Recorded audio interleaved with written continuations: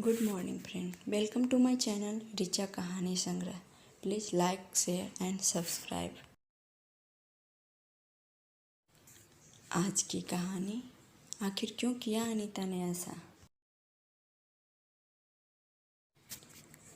अनीता के विवाह के अभी कुछ ही महीने बीते थे कि वो गर्भवती हो गई। अपने बच्चे के आने की खुशी साफ साफ उसके चेहरे पर झलक रही थी। परंतु जब ये बात घर से बाहर फैली तो लोग अनीता की सास को बधाई देने आने लगे। अरे मनोरमा, चलो अच्छा है, बड़ी बहू से ना सही छोटी बहू से तेरा भी दादी बनने का सपना पूरा हो जाएगा। रमा जी ने बोला, जो कि मनोरमा जी की अच्छी सहेली हैं। किंतु जब छोटी बहू के संतान आने की बात से लोग बड़ी बहू की अवहेलना करने लगे तो मनोरमा जी के दिल को घात पहुंचा। यद्यपि दोनों बहुएं इनकी सगी ही हैं, परंतु एक दुखी है और दूसरा सुखी। तो मनोरमा जी का दिल दुखी बहू के लिए दुखेगा ही। रिया की शादी के पूरे 6 वर्ष हो गए थे, किंतु उसे संतान सुख न प्राप्त हो सका था। बहुत मन्नतें मानी पर कोई फायदा नहीं हुआ। बहुत डॉक्टरों को भी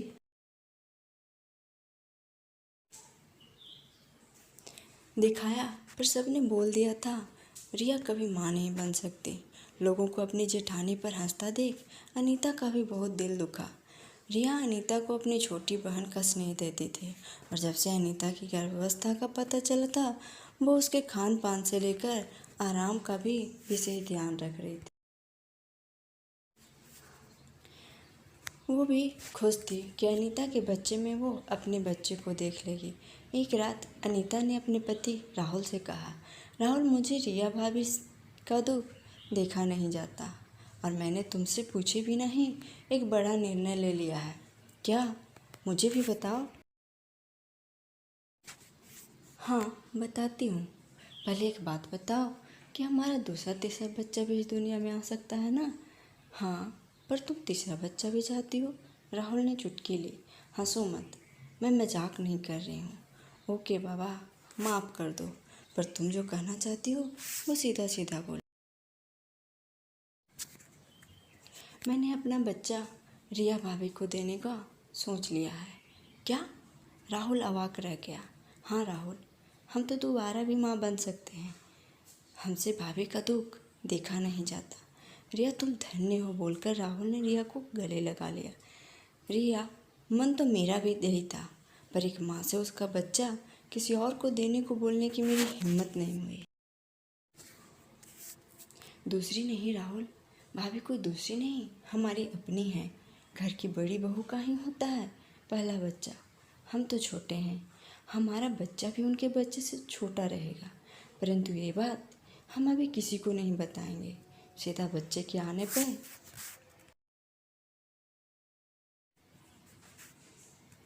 जैसी तुम्हारी मर्जी, अब सो जा और मुझे भी सोने दे। समय बीतने लगा।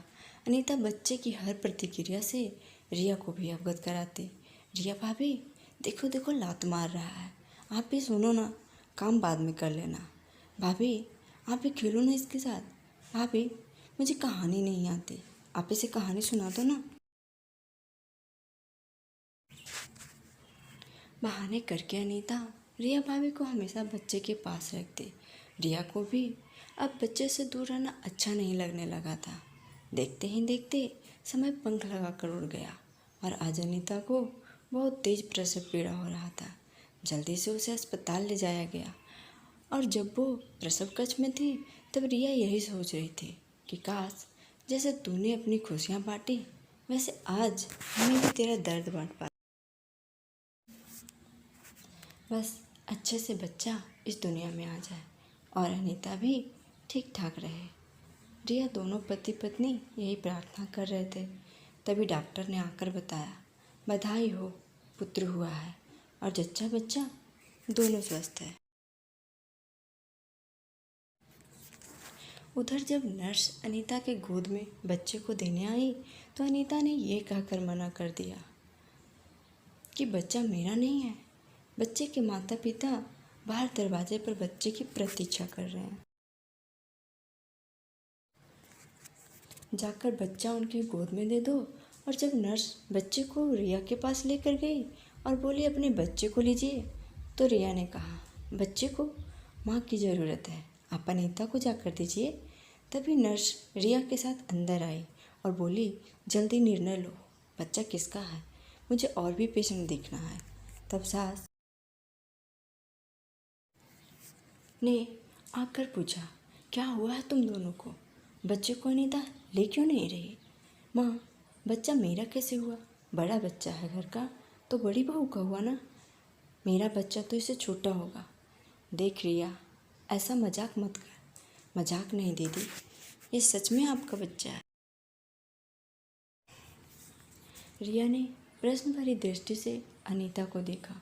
हाँ दीदी, इसे आपकी गोद में ममता का छाप मिलेगा, मेरी गोद तो चाची वाली है।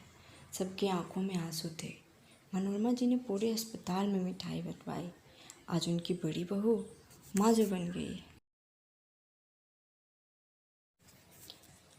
आपको हमारी कहानी कैसी लगी ज़रूर बताएं। धन्यवाद।